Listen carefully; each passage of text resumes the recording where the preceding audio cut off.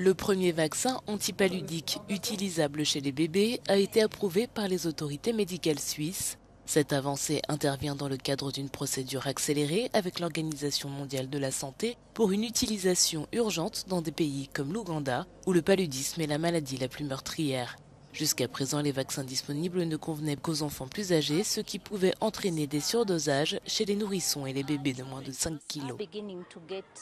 Nous commençons à recevoir des enfants de moins de 6 mois atteints de paludisme. Certains sont nés avec le paludisme, et c'est ce que nous appelons le paludisme congénital. D'autres arrivent avec une infection, des infections pendant la période néonatale, c'est-à-dire avant un mois, et le traitement a été assez difficile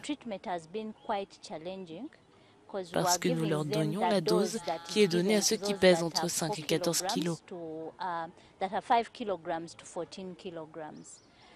Ce qui était un peu difficile et la question clé était de savoir quelle était la bonne quantité pour leur kilo. Parce que normalement, ces enfants pèsent moins de 5 kilos, comme les nouveau-nés. La plupart d'entre eux pèsent entre 2,5 et 4,5 kilos.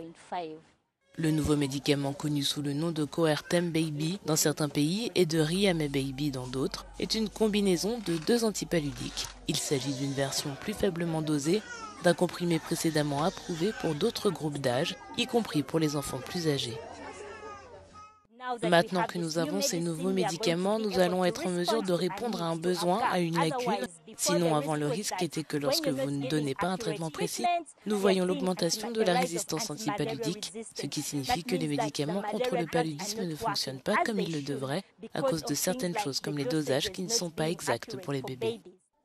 En plus de l'Ouganda, le médicament sera déployé au Burkina Faso, en Côte d'Ivoire, au Kenya, au Malawi, au Mozambique ou encore au Nigeria, selon le Malaria Consortium, une organisation à but non lucratif basée à Londres.